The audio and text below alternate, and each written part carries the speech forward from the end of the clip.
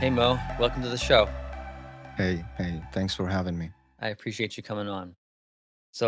In reading your bio, it seems that you had sort of a rough path in terms of finding yourself, finding your spirituality, and finding um, your place on this earth. So, let's jump right into your story and how it is that you came to the place that you are.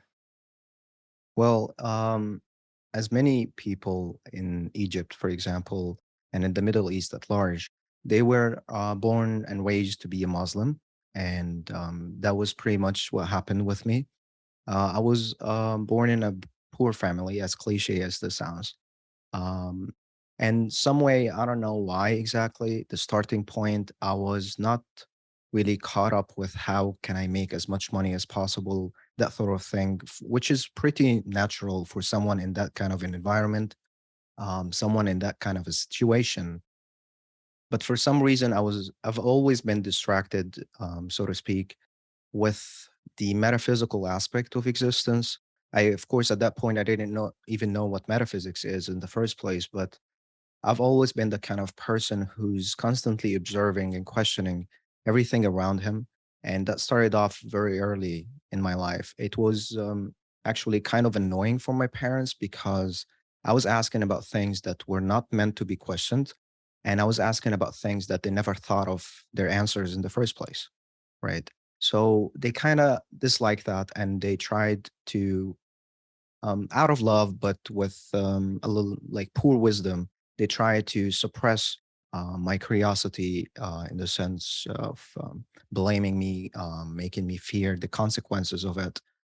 And eventually, I just decided to keep it for myself instead of speaking it out loud because it was very problematic in the environment I grew up in. But then eventually, I just couldn't help staying this way, and I had to figure out these answers. And that was pretty much around the age when I turned 19. Um, and at that point, I have already started off some kind of a career to be a programmer, and I was doing pretty well at it. But then these questions from my childhood, they never went away. And if anything, they got more intensified, of course, in my personal secretive life and I had to just pause. I had to put everything on hold and I had to, in some sense, come out of the closet to my parents and let them know that I am not the person you've always thought that I am. I am not a Muslim. And I have these questions ever since. And I don't know what I am. And I want to figure out these answers. And I cannot keep myself doing something. Sorry. Doing something that even though I'm good at it and I to some extent I enjoy it, it's just not fulfilling enough. It doesn't seem as important as figuring out the answers for the most important questions, in my opinion, to be answered in life. So it was a tough path, but eventually they kind of were to some extent forced to accept it. Of course, I'm summarizing all the fights and all of the drama, but eventually they had no choice. They can't make me do things physically. So eventually they gave in, and I had my fair share of isolation, so to speak. Of course, it's not total isolation because I still was living with them and all of that. But for the most part, I lost all my connections with the people that were close to me. I pretty much had a some sort of a reset because I started questioning everything that I was interested in, that I thought that was valuable to me, and I started off from scratch, so to speak, again. And somewhere along the lines, I just happened to find the answers that I was looking for. And it first started off with um, in the sense of concepts and intellect and thoughts, but I think that's pretty normal as a start. And eventually, along the way, it became a direct experience, and that's all. Yeah. So, was this something that you were actively seeking out over a extended period of time, or was this more of a spontaneous sort of experience that you had? Mm, that's a good question, actually. Mm. I think for the most part, I sought after many different things that I don't think they were the fundamental um, desire. Like I didn't know exactly what I was looking for. Of course, someone may say that, oh, yes, you were looking to find yourself, to know who you are. But not even that came to mind as I was doing any of these things. Because at first, I was a religious Muslim and I was just questioning my own religion. And then I was pretty much an atheist for about 2 to 3 years. And at that point, I was just thinking about things in a scientific manner, like what is everything is made out of, things like that. And eventually, I started getting introduced to spirituality, and then I was trying to, at the very beginning, as an atheist, I was trying to see, are there other creatures out there? Again, very surface level stuff. Perhaps how to find God, on and on and on, all sorts of different questions. But I think the fundamental thing that anyone is looking for is not happiness, is not God, is not this or that. They're looking for fulfillment, and fulfillment happen to come out of two ways, perhaps three. The first one is knowing who you are, or having at least some idea on who you are.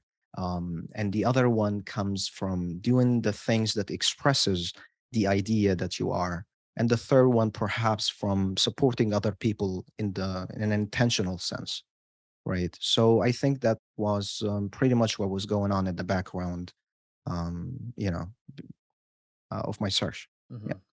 And you say that you were brought up as a Muslim, and yeah. looking back now, having sort of a broader breadth of spiritual awareness, is there anything that you learned through being a Muslim and through studying that and studying Islam that Mm. you can say is beneficial to you now that you can sort of look back on and appreciate? Hmm. I think the best part about it is that I don't disregard religions altogether, you know. Like I don't even try to focus on the things that don't make sense, the things that seem contradictory within the same book or within the whole religious paradigm. I focus more on the pattern that doesn't break in all of these books. And it's not just in the religious books. That pattern can be found in science, can be found in pretty much any book. You know, you can find it in how people casually speak in the street. But if you looked on a deeper level, so to speak, you would find some fundamental truth that almost never changed, but their expression may differ over time or different languages.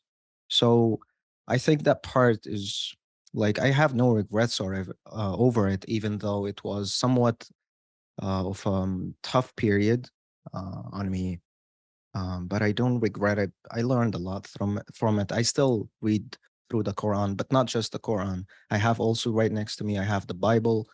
I have the Lotus Sutra, Tao Te Ching, and the book for Hinduism is called the Song of God, and the Torah. Right. So all of these six books, they are very interesting. I don't necessarily follow any of them on their own, but I'm definitely not repelled by either of them either, you know? So I would say, yeah, like these things are not necessarily a bunch of stories, random stories, right? So instead of trying to think if these stories are true or not, I think and I ask myself, what is the truth in the story, right? What is the wisdom? What is the value in it? Because it has to be there some way or another, right? Yeah. Yeah, I think you're really onto something there because it seems to me that the way that we interpret things in sort of a westernized, quote unquote, civilized culture is we think that what we're reading in the Bible and in most of these holy books are meant to be chronological and literal truth, when Mm, there are so many different interpretations of holy books, including what you were just saying. And it seems to me that these stories are more like reflections of human archetypes that lie deep within our unconscious. And yeah. if you can read them with that perspective, the lessons are endless. You can spend a year on one passage and you can just absorb so much wisdom from just that one passage or just the one book. Yep. For sure. I mean, I think Sam Harris, he on the End of Faith, his book called The End of Faith, I think at the very end of it, he brought a random recipe for, from some cooking book, something like that. And he got the recipe and then he turned it into something really profound, right? And the thing about that is that the danger of it is that it can make one's um how should I say this, decredit or devalidate anything altogether, because who knows, maybe I'm just adding to it something that is not already there, or that perhaps it can make you very skeptical about anything that you find meaning or profundity in it. Perhaps that's just your bias. You just want to make something out of it that is not already there, right? And that's a very deep philosophical topic. Are things actually there, or I'm just creating them in some sense, right? So that's the most tricky part of it, to kind of draw the line and, in some sense, try to see how far your influence on the passage, so to speak, or the paragraph is, and how it actually has truth in it or has wisdom in it, right? So, yeah. Yeah, I like that you sort of said in so many words, is reality external or is reality internal? Am I projecting myself onto the world around me and seeing a Mm, different reality than everyone else? So that yeah. begs the question, and this is something that I think about constantly and that we talk about on this show all the time, and is that in what ways do you think consciousness interacting with the physical world creates reality? Like, do you feel that consciousness is primary, or do you feel like the external world in a materialistic way is primary? Mm, I see. Well, for me, I don't really see a line that you can separate the external from the internal, right? And that's a very deep topic again, um, because from one standpoint, you can see that even the so-called internal, as in thoughts and emotions, you can see them as external because you are still experiencing them. So there's the experiencer and there are the experiences. So the things that seemed at first as close as they can get to the so-called internal, in some sense can become an external to you, right? So who am I that is perceiving these thoughts? And can that sense of perception, can that perceiver be perceived? And obviously not. It can never be perceived. So from that standpoint, it's like some sort of a dead end. No matter what is happening is external to you. But at the same time, the danger of this realization, which is what most people understand, is that they start going around and then I look you in the eye and I say, like, hey man, I'm not the body, right?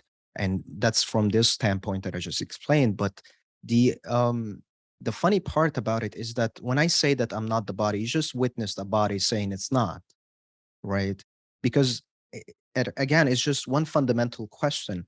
Even in that specific standpoint, is the perceiver capable of speaking? Because if it spoke, it became an experience in of itself, right? So when I say that I am not the body, that's the body saying that it's not one, right? And then it becomes funny, it becomes some sort of like ironic or paradoxical to say so. And the point is that it goes back to something again, the kind of pattern that I was referring to earlier, that people say in a casual manner, but I find a lot of profound truth in it. Something like, for example, when people say, oh man, it's just me, myself, and I. Who are these three? Right. And my understanding of it is that the me is the sense of self that is not perceivable in the first place because it does, so to speak, all the perception, right? And then the myself is this, the form, right? And the I is the great I am, as Moses, for example, described God. And it's basically the rest of who you actually are, not the sense of you that you generally experience yourself as, is the rest of you that feels, you can call it even the subconscious you. And that's the you that you're kind of like walking inside of it, or life, or God, or whatever how you want to call it. And three are actually one of the same, but to illustrate it in a comprehensible manner, the me is the sense of self that is always in the background of all things. And the myself is the one that is speaking to you right now. That's still me, right? But the thing is, when I say what I'm saying means that yes, I am the body, but at the same time, there is this teaching that you're not really your body, right? And to combine these together, you're gonna come out with a specific kind of understanding that it is true in from that standpoint that I'm not the body because I'm the perceiver of the body. And then from the other standpoint that I just suggested and put on the table, you are the body. But the question is, which version of the body are you? Because the body is always changing, right? So the accurate way, and it's not very convenient at all to describe yourself, is to say that I am the body until you die. Because you're all of these versions all together, but never one of them on its own, right? Because fundamentally, so to speak, you are the change of events that is happening. It has some way, somehow we can get into it, but somehow it gave birth to that sense of self through that change of event of a form perceiving another. It kind of these information that are constantly being perceived in some way or another, it gave birth to the sense of self. And in that way, you could say that you're the son of God because God is all there is, right? And all that stuff that we know about. And somehow, through God perceiving God, it gave this sense of self that I must be perceiving you, right? So again, it's that you have this body that is always changing, but you cannot separate the change from the body itself, right? It's like movement of the hand that is change, but you can't separate from the change from the movement itself. Just like how Alan Watts, for example, beautifully said it, you can't separate the dance from the dancer, right? In order to see the dance, there must be a dancer, right? And it's the same thing with you or consciousness or change. I like calling it change because most people don't really use that word and you don't have a lot of meanings attached to it. But when you say consciousness, uh, easily people go like, oh yes, my consciousness, and they point at the brain or me at the back of the head. Like, I don't know where you're pointing at. I mean, obviously it's here, but is it just there? And the answer is no. Consciousness is not limited within the brain. Of course, it's there somewhere in the brain. It's the brain itself. It's the background to the brain, all of that. But I've kind of grown sensitive to that word consciousness because of how people are adding so much to it. So I would rather call it change. Or, for example, in Hinduism, Brahman, and Brahman is really nothing. Yet it's everything simultaneously because you can't separate it from everything that is going on.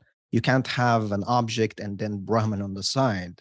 They're one of the same. And Brahman is really the change of events, the constant change of events. And that's kind of what Abraham came to understand God as when he was looking for God, and he looked at the moon and the moon went away, and then he's like, that can't be God can't go away. God should be present at all times.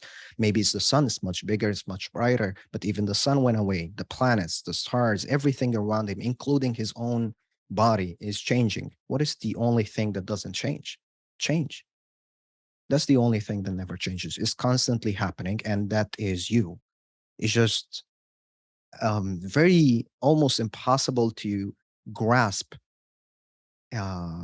what it means, really, what it implies to be change, right? Because if you tried so hard to understand what it means to be change, eventually you will realize that, as cliche as it is, that you are everything that is happening, because everything that is happening is how change looks like.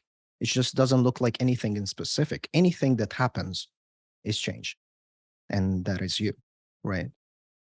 Yeah, it seems that the separation happens when you try to put things into a language, into words to try to describe them.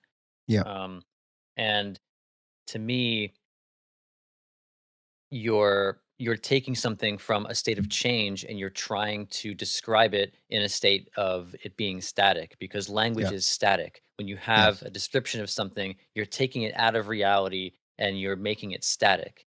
yeah, um, and in that way, I think it's pretty much impossible to describe certain things, because like you said, it brings back the concept of paradox. And when you do bring something that is in constant flux, constant change, and is a constant form of energy creating itself and flowing and forming with all the energy that's surrounding it, it Mhm. seems that that to me is where that separation begins. Um, and that sort of brings me oddly to um, when we're children. I feel like children, like we innately as children have this sense of wonder, and we seem to be closer to the mystery as children. And Mhm. then it seems that as we start to label things, like when you see a bird outside and your mother or father says that's a bird, it sort of removes the wonder from the Yeah. bird itself. So you're not looking at this beautiful form that is embodying formlessness and is a manifestation of the universe and God itself. What you're looking at is now a word. And Yeah.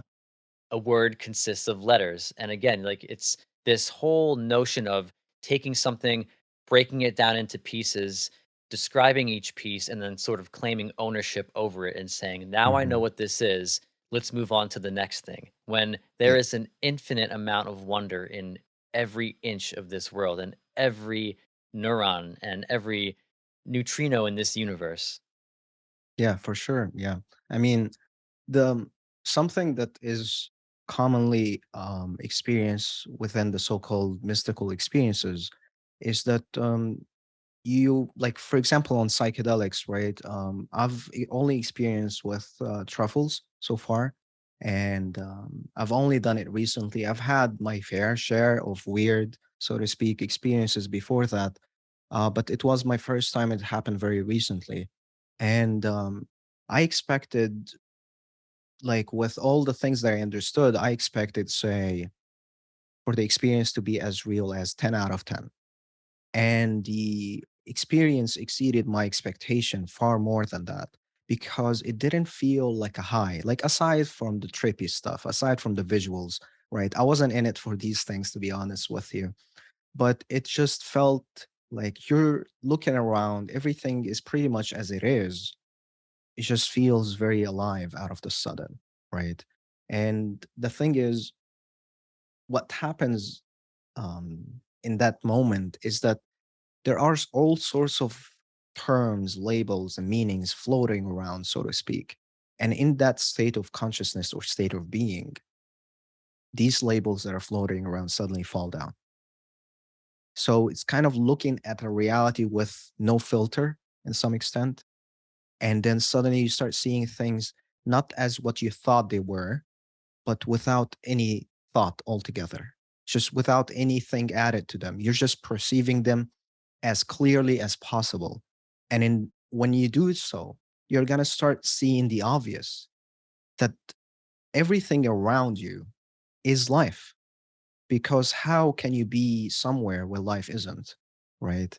And it's a very obvious thought, but when it becomes a direct experience, it puts you in a state of awe, because you start realizing that every moment you're experiencing, you're literally sitting inside of life right now, or the universe. Because some people, when they mean, oh man, I would like to go through space, go through the universe. The universe is also here. The universe is not outside of the planet, it's everywhere around you.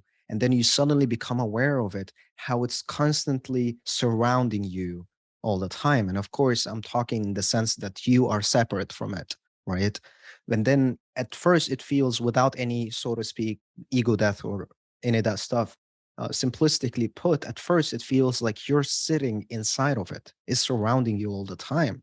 And then something as a table is no longer just a table. It's literally life formed, taking that shape of a table, sitting right in front of you, and it's very much aware of you in its own way. It doesn't have eyes, it doesn't have a mouth, it doesn't talk, it doesn't move, but it's very much aware of you being here.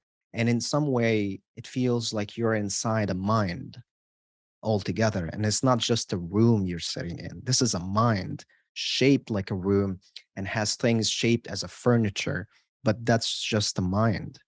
And it's very hard to comprehend the experience by just me talking about it. But when you actually experience it, whether on psychedelics or not, then you start seeing that you're never actually alone. you only feel alone when there are no human beings around, which is understandable since we're very social creatures, but you're not ever alone. It's you're always inside of life and it's always aware of you, right? So yeah, you're become very I wouldn't say one because again, that's one of the terms that are heavily misused and misinterpreted that say in some mystical experience, oh yes, I became one with everything. Oneness doesn't feel like anything. There is nothing, there is nobody to feel like I'm one with everything in the first place. At that point, that sense of self is long gone. There is nothing. Perhaps once you come back, so to speak, you would retain some memory of not feeling like you were there in the first place. But what happens in the most accurate way to describe it is an extreme sense of connectedness and intimacy, and that's what they call oneness. But oneness actually doesn't feel like any of these things. It feels like nothing at all. Nothing is going on, right? Because there is nobody to feel anything in the first place, and it's just there. Yeah. So yeah. So I'm glad you brought up psychedelics because Mm, psychedelics are the first way that I sort of stumbled upon this journey. I did a lot of research on different people, different philosophies, different ways of thinking. Terrence McKenna, Alan Watts, a few of the people who are like introductory, Buddhist teachers and things of that nature. And like you said, jumping into a psychedelic experience, what my goal was not to see the visuals and not to party and have fun and have a good time and this and that. It was to really go inside and to see what these things could teach me about myself and mhm, about reality. And it's just so odd to me that a mushroom or a truffle can mm, impart such wisdom on us. So my yeah. question is, and this is an unanswerable question, but why does a mushroom care about me understanding reality at its Mm, core? And why is why does a mushroom seem to point me in the direction of truth, in a direction of connectedness, togetherness, and progress? yeah, great question, man. I mean, after my three experiences with truffles, two of them were somewhat of normal dosages, and the third one was a heroic one, right? And after all three of them, I was reading a book by Alan Watts, and then I found that he was talking about his experiences with LSD. And I discovered that it blew my mind away when I realized that both of us had the exact same concern and thought during our experiences. And it was that it seems like the substance is magnifying my already formed perspective like 1,000 times, but it's not really teaching me something new. And that's when instantly right after you get that some sort of like a metaphysical slap on the face, and then bam, it actually magnifies everything that you're already seeing. But when it does that, instead of it being a dot, it becomes a much, much larger sphere. And when that happens, you start seeing the gaps in your perception, the things that you thought you knew, but you didn't. And you didn't even know that you didn't know in the first place. And that's the tricky part. And that's where it starts showing you these things. And for me personally, before I consumed the truffles, I was told that it takes about 60 minutes for the effects to kick in, for you basically to be in that state. And I just happened to be a hypersensitive kind of a person to substances and many things in general. So for me, as weird as it was for my trip sitter, I felt the things 5 minutes in. I was like, am I supposed to feel something now? And then he's like, what are you feeling? And then I said, like, I don't know, but it feels weird. I don't feel sober at all, definitely not sober. And I don't know what is going on exactly. And that was the first confusion that I had. But through these three experiences, I came to realize one thing, that so-called truffles, again, that's a label in it, and which is actually in truth, in all truth, I should say, it's an aspect of life that is very, very, very intelligent for some reason, even though it looks like a thing that is just like so small, you eat it, that's nothing. But it's for some reason, it's very intelligent. And Sometimes it doesn't have to be wise, actually. Sometimes it can be very pathetic. And I've had that on my third experience, which was the heroic dose. And I was coming in with a lot of respect for this substance because I've had a great, profound experience with it. And I was like, here I am again, but this time around with a heroic dose. Please show me what I'm blind to. And then it started trolling me. And I was like, what are you doing? I had so much respect for you. What is this? And it was a very weird experience, for the most part, I should say. And it was a matter of, at that point, I became so much more aware instead of just conceptually, I became aware of what is actually doing within that 60-minute period. It actually goes inside of you and merges with you biologically and psychologically. It learns everything about you. And it's like, in the third experience, it was mostly visual along with the metaphysical understanding. And it was showing me what it's actually doing to me. I was basically experiencing the physical manifestation of psychology, or the psyche.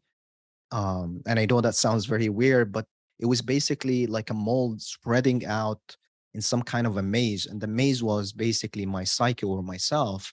And it was learning everything it needs to learn about me. And then every time it learned something, it tried to test it on me. So then it formed a face, and then how's this, like, sees my reaction to it, and then my reaction was pretty much nothing. It was trying to show me some kind of an angry face. Again, it felt like it was trolling me at first, but then I was like, I don't know what to do. That, like, cool, you can make faces. What do you want from me? Like, what is this? And then it just changed the face into something else until it actually got the face. All of them are angry faces, but it got the face that could really leave an impact on me. And when it did that face, and I actually felt scared and shook for a bit, that face turned into a smirk. It's very, very intelligent. And in that specific experience, it was intelligent in a childish way. Like, why are you doing all of this for? But eventually, my lesson at that point, it seemed to be, if I were to boil it down to just one lesson, it seemed to be my constant concern to keep my sanity to some extent. Because as I was saying earlier, I happen to have my fair share of such experiences without consuming anything. I've always been like this for some reason. I don't see it necessarily as a gift, nor even as a curse. I just see it as something that just so happened to be there because I did not intentionally try to cultivate it in any manner. And sometimes it can be fascinating, interesting, but sometimes it can perform some kind of a hindrance on my daily activities. If suddenly I became in one of these states, I shouldn't be driving, right? And once I notice it picking up, if it happened while driving, I would park on the side because I know things are gonna get weird here. So when I consume such things, that's like a boost to the weirdness that is already there, right? And at that point, I was just there and I was like, okay, like, why are you trying to show me? And he's like, you're so afraid. And I was like, afraid of what? Please talk. And it talks, but not verbally. It's as if it's talking telepathically, in the sense that telepathy, or I think that's the pronunciation of it, Mm. telepathy, telepathy. Yeah, telepathy. Yeah. Yeah. Mhm. Telepathy, right? So telepathic communication is basically equivalent to intuition, right? Where it's not something that is necessarily verbal or necessarily thought through. It's just like that. You just have it. You just know it. And it was doing this to me, and it was like, why are you so scared? What are you afraid of? And then I was like, I don't know. And he's like, no, you know very well. And then it starts showing me, why are you resisting me so much?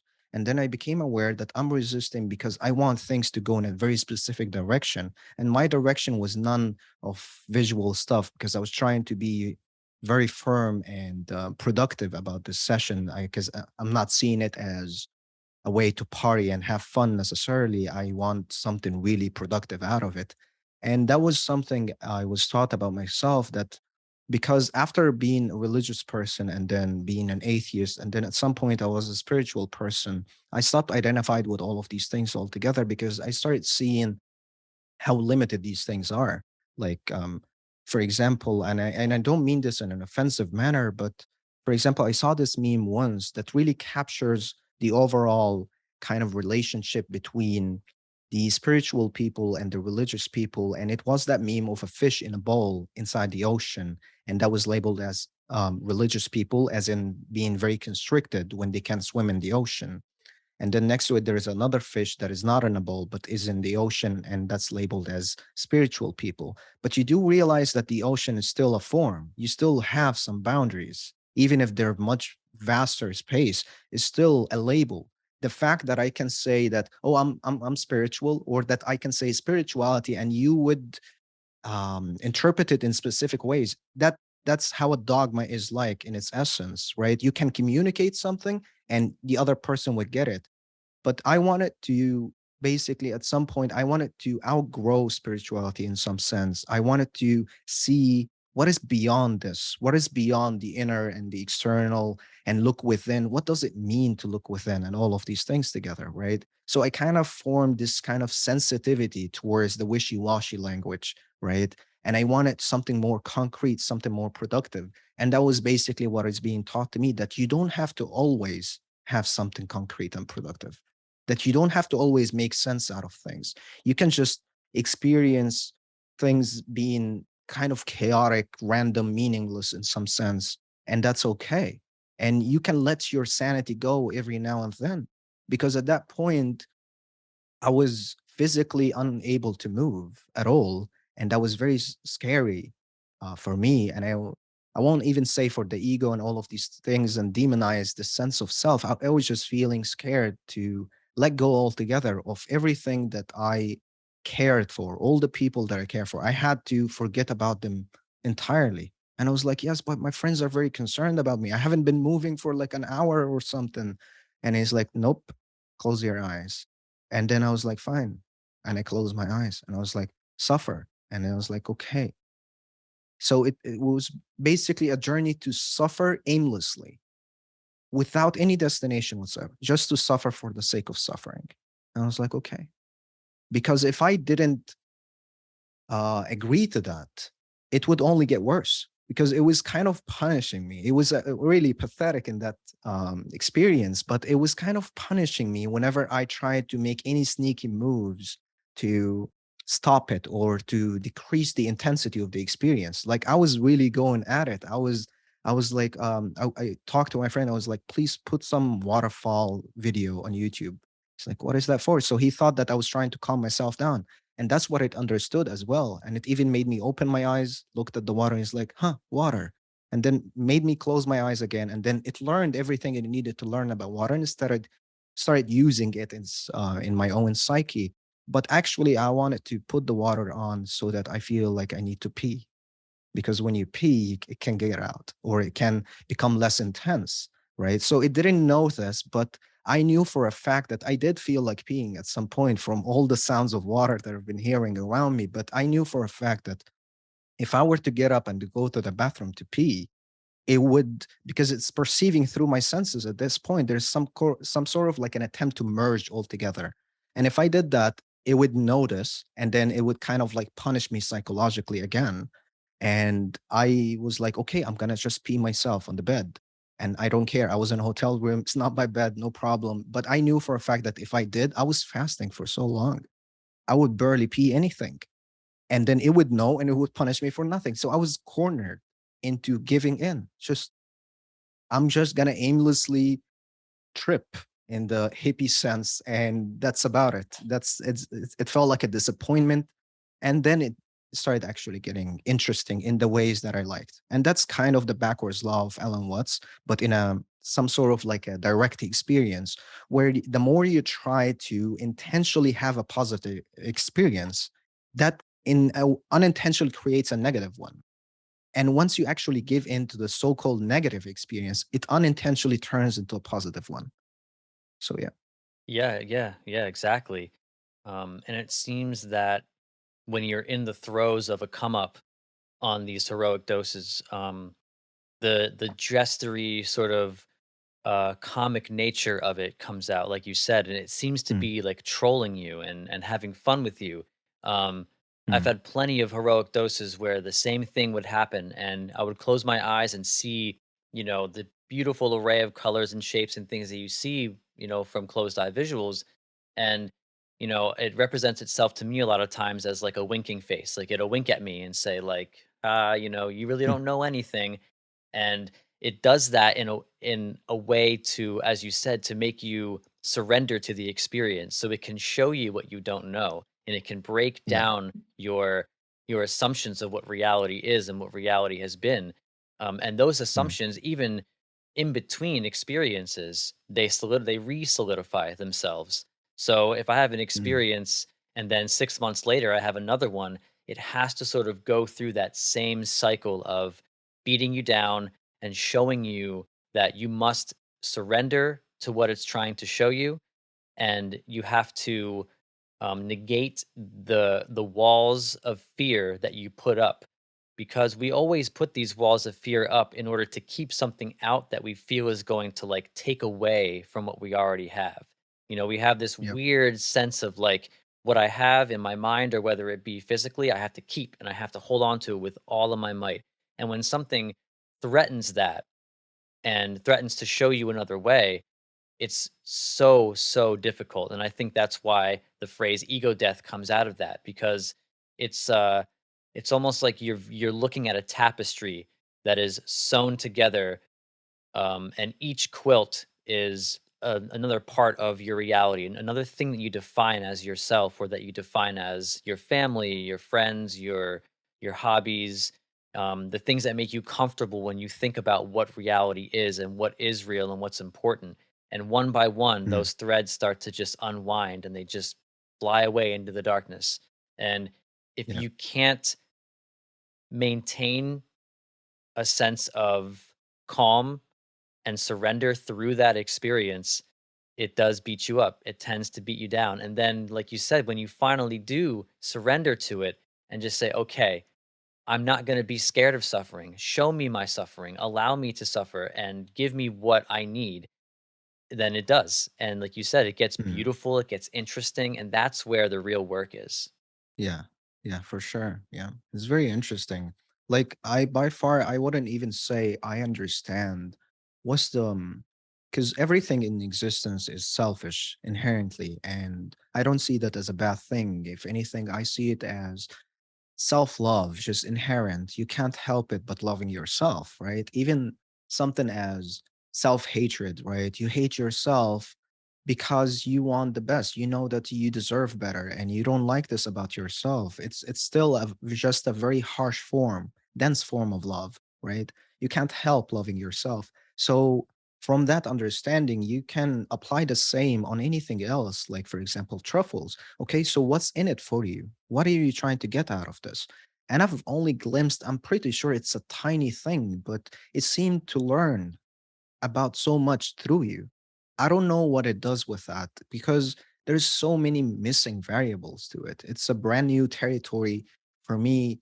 And I find it very fascinating, but it's definitely not something that I would make as a habit of some sort because it's really magnificent. It takes a toll on you. Afterwards, you need to process all of that, right? Especially if you took a heroic dose, you need a break. You need to settle down and just integrate all what happened, even if it was mere trolling. Within that chaos, seemingly chaos, there's a lot of order within it. And then you just have to make sense out of it, right? So I think psychedelics are not a joke at all. And I definitely also think that they're not for everyone, right? Because some people would just, from the very first beginning, first attempt on psychedelics, it would beat them up so much that it would make sure that they don't get near it anytime soon. It's just not for you. Go do something else, because not everyone is meant to experience the same stuff or even use the same tools in the first place, right? Everyone is kind of living this kind of unique story, and somehow it adds up to the biggest story of it all, right? And yeah, I would say like psychedelics, definitely don't take them lightly, right? They're not a joke at all. And if you were to do so, make sure you have a lot of metaphysical understanding because that comes really handy in there. Like in the middle of me literally physically drowning in there in an ocean. And I don't know what it was doing to me, but I was in an ocean. The understanding all of these tools were kind of like a rope that I was holding on to, just holding on to it. I'm still suffering down there. All of the things, the seemingly chaotic things are happening, but that rope came really handy to kind of comfort you that, okay, it will come to an end, right? And so I would say that have a trip sitter and take it easy and definitely educate yourself before going in such things. Yeah. Yeah, when people ask me whether or not I recommend that they do psychedelics, I say absolutely not. I don't recommend Uh-huh. that anyone do psychedelics, but what I do recommend is that everyone research psychedelics because the ideas behind the potential of psychedelics, at absolute least, if you do the necessary research, then you're going to be exposed to some ideas that are absolutely, in my opinion, going to be beneficial to you. Whether it Mm, transmutes itself into a different form, that's up to you. And if you do feel the need to, after doing the necessary research, if you feel the need to take psychedelics, then by all means do it. It's your life, please. your And choices. Yeah. I'm here for support if you need me. But I Yeah. never recommend them because they're just too profound, and I don't wanna be Yeah. responsible for somebody having such a crazy profound experience unless, like, I really know them and understand, a lot of people close to me, I introduced psychedelics to, in a slow way, and it's benefited Mm, a lot of people that are around me, but still, even that being said, like, that's taking a large risk. I don't remember who said this, but I heard it from Jordan Peterson. And he was quoting somebody saying, be careful of unearned I love wisdom. that quote, yeah. Yeah, like if it's too early, it can be really destructive. It can be way too much to handle. And even for someone who's really like into the metaphysical stuff, as pretty much 24/7, that's what goes in my mind. Even when I'm sleeping, I dream about these things. It still wasn't a joke at all. It's not something to be taken lightly. I go in with utmost respect because in my experience, it literally felt like some psychological rape going on. I have no privacy whatsoever, nothing to hide. I can't. And then it's just not that I was no longer able to hide things from it. I was no longer able to hide things from myself. It was showing me things that I didn't want to see in the first place. Right. So yeah, it's definitely not a joke. Right. But I don't have any regrets about it, to be honest. Yeah. It was really worth it. Yeah, that's part of Yeah. that, surrendering process, and Mhm, interestingly, one of the things that I learned from taking psychedelics is that psychedelics are not the only way to get to this point. To mhm, me, they're my preferred way, and they seem like a shortcut, streamlined directly to like the Atman, or mhm, the Brahman, whichever one you feel like identifying with at the time. Um, but that's an interesting point as well, is that something that is so profound will also tell you at the same time, I'm not the only way that you can achieve this. So, mhm. um, have you found that there have been other ways, whether they be spontaneous or through spiritual practice, that you've been able to achieve like a mystical type experience? Mm. Well, I would say meditation, right? Of course. But again, the comes in the issue where you might be adding to something that is not really there, right? So, like going into these practices with the intention to have something specific that can bum you out and highly disappoint you, but it can also delude you in some way or another, right? So for me personally, I never intentionally tried to have a mystical experience. If it were to happen, so be it. If not, then I will use the usual down to earth, so to speak, methods like reading, contemplating, observing around, because you can look at any creature and again you would find the same pattern. You can find the truth in it, and that's something like, for example, I learned from Ramdas, right? That when you learn how to listen, the guru becomes everybody, every form becomes the guru, and you can look at any form and it can teach you so much, right? And in the meantime, if something is bound to happen, I'm welcoming it. If not, well, I'm still going about my day, right? Because fundamentally speaking, there is nothing really to attain, as vague as that sounds, right? There is nothing to attain because, like, those who claim that they've attained, say, enlightenment, for example, they themselves tell you that once that happens, you realize that you've always been enlightened, that there was nothing to attain, no place to go.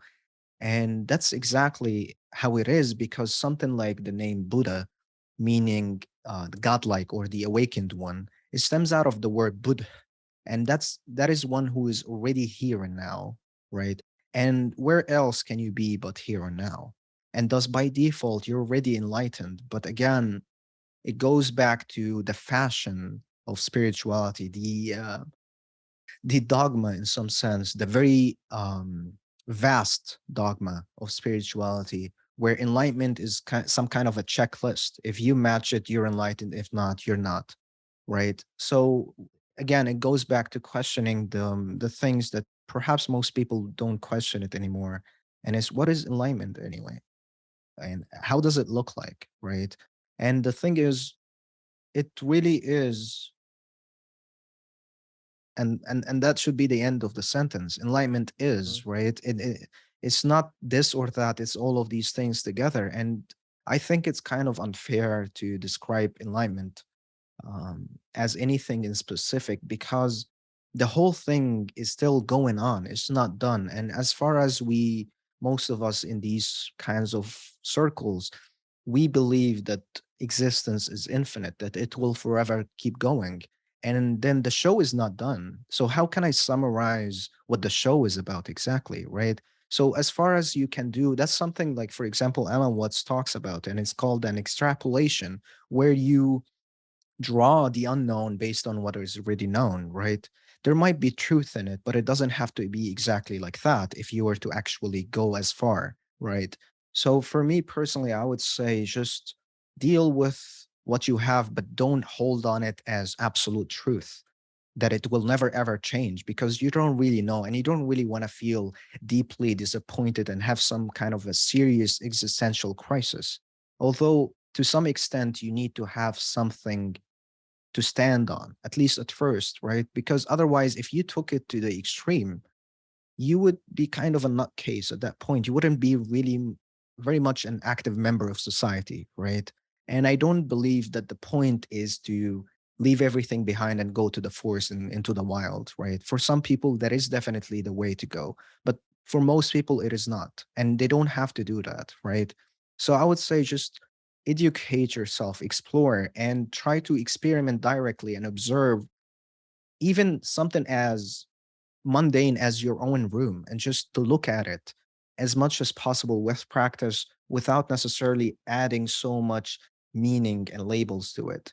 And that intention, in some way, it ripples out on the rest of life, or at least this room you're sitting in. And life is very responsive, right? Not necessarily in the exact same way that you wanted it to be. Like, I want $1 million, and like, here you go, $1 million. It doesn't have to be that kind of simplistic transaction or feedback loop, but it definitely responds in some way or another. So it's a matter of like sitting, looking at the room, and just asking, please teach me, and just wait with patience. Something came up nice. No, move on, try again later.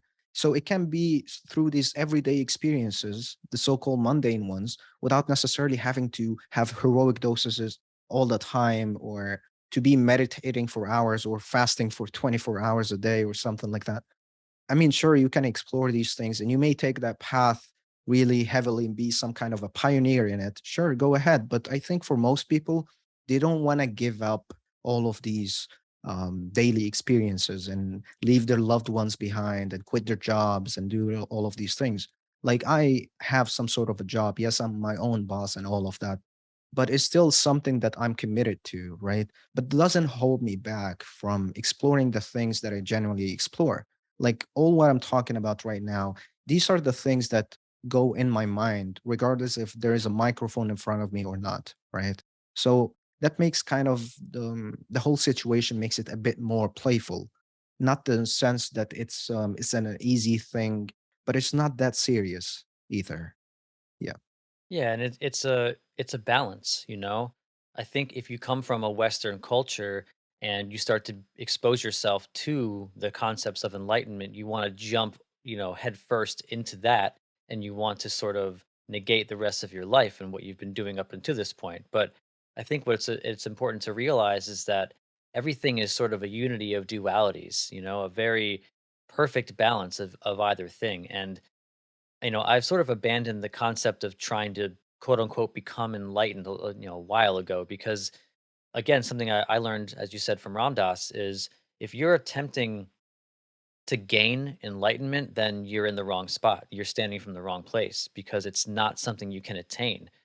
Um, I particularly feel sometimes most enlightened when I'm doing the dishes or something, If you can just look Mm, around your room, like you said, or, when you're driving, experience the steering wheel on your hands, jump off autopilot so you can sort of observe what it is that you're doing while you're on autopilot. That way you can jump back on with a more informed and holistic view of reality and the world itself. You can create a perspective for yourself where you're just exuding love, compassion, and joy in life. And to me, that's what enlightenment is about. mm. Hmm. I see.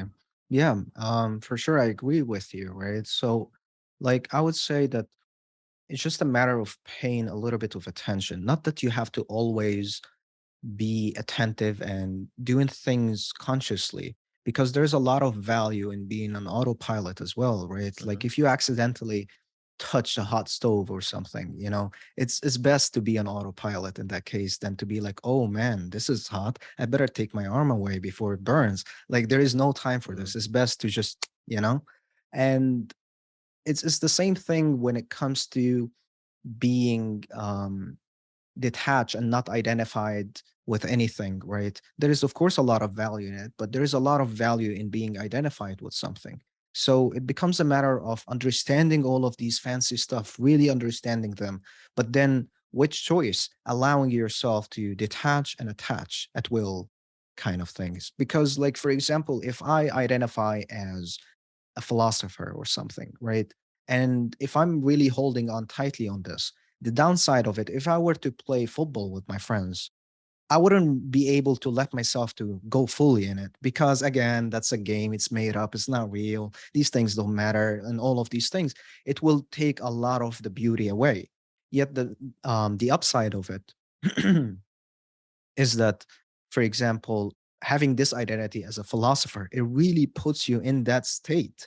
And then you flourish genius out of it because you've been really absorbed into this whole role of being a philosopher. You will come up with great things, right? So I think the beauty is to kind of like back and forth between attaching and identifying with things and detaching and de-identifying from it all, right? Because all of them have values in it. Because I don't genuinely think that we're here to transcend human experience. Because why come here in the first place if it's meant to be transcended, right? You're here to really sink in it as much as possible, but perhaps because it can cause a lot of unnecessary suffering, perhaps it's wise to understand the fundamental layer behind the human experience as you go about the human experience, right? Or as Alan Watts, for example, says it, the point is not to give the show away, right? The point is to realize that the show is a show, but still go about playing the show and experiencing it. Or some Zen quote, I think somebody said it was before enlightenment, shut wood, after enlightenment, shut wood. Like where are you going to go? You're not going to start, I don't know, seeing molecules in the air and floating around. Maybe, perhaps, I don't know. But for the most part, you're not going to do this. You're still going to wash your dishes. You're still going to read books and drive around, take a shit, do all of these things.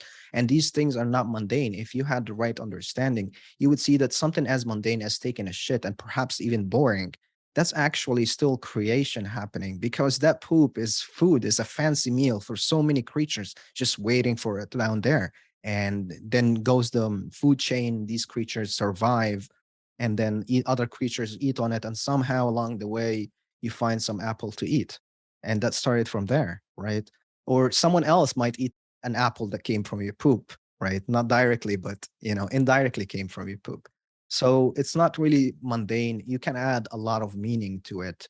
And there is nothing wrong. And that basically goes back to Sam Harris's point that you must be careful if you're adding something, meaning to something or profundity to something that is not really there. It really isn't there. All of it is kind of made up in some sense, but that doesn't make it any less real or any less meaningful, right? And that's basically the implications of the meaning of the meaninglessness, right? Yes, in its entirety, there is no meaning in the sense that there is no specific meaning. And to really understand this enough is to start finding meaning in the sense of beauty in the meaninglessness of it. And it's that it can have so many meanings into it that it makes it meaningless. All of these meanings cancel out. It's like the pros and cons of anything. They cancel out, and then you come up at the zero sum game, neutrality. There is nothing really. So being one with everything doesn't feel like love and bliss in the first place. It feels like nothing.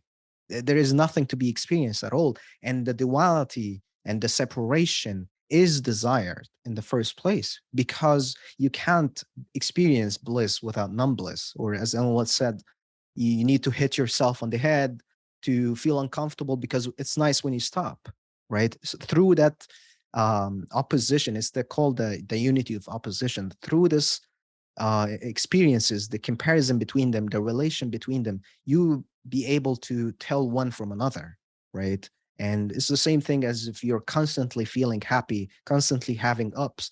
It eventually, these ups are going to form some kind of a straight line. If every up is a dot, it will form a straight line, and then it will be your basic stuff, your now. This how it will feel like. It won't feel like anything special. It will feel very much like everyday kind of life, kind of mundane by default. And then again, you would look for another up, something more even intense than that. So it's not to not desire things, right? Like you may desire things, but it's important to kind of be here and now, as cliche as this sounds, simultaneously as you desire things, is to be able to feel appreciation and gratitude and curiosity and wonder in the so called mundane things as you go about fulfilling more of your desires. There is nothing wrong about desires because that's the basis of creation, right? And but it's important to be aware of what is right now as you go about something else to be is right now, right?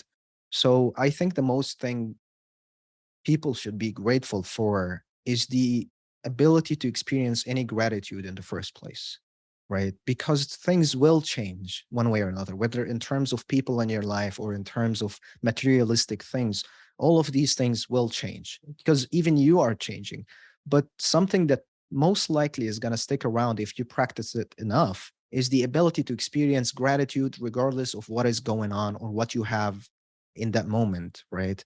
And that's something to be grateful for, being able to feel grateful in the first place, right? So, yeah, I would say life is, it's not fair for me to describe life in one word, but I will do a bit of unfairness here and say that life is very interesting, right?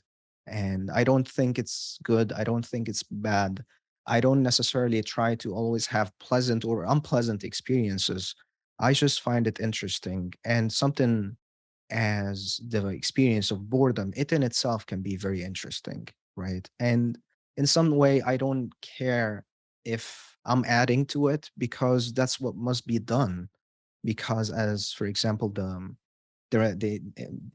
Alan Watts's perspective that existence is relationship, right? And it's not in the sense that how people understand that you create your own reality because you really don't. You just provoke what is already there. That is the potentiality of what is already there. Like you look at the sun and you provoke, you make it shine, right? But without the sun being there in the sense of vibration, energetic vibrations, there was nothing to provoke in the first place. So your eyes on their own are not enough. You need something, some kind of vibrations to be happening out there, and then your eyes can make something out of it, right? So I would say, just appreciate it, I guess, just enjoy it, learn more, explore more, Mo, I really appreciate your time. Thank you so much for coming on. Uh, I Thanks for having I me, man. appreciate your perspective, and I hope we can do it again sometime. But For as we sure. wrap up, is there anything else you want to get out to the listeners? Anything you want to plug? Your podcast, all that? Well, there is my podcast, Connecting the Dots. You can find it on my Instagram page through the link in the bio. My Instagram is at Natura, and that's about it. That's all. Yeah. I appreciate you, man. Thank you so much for coming on. Thanks for having me, man. I appreciate it.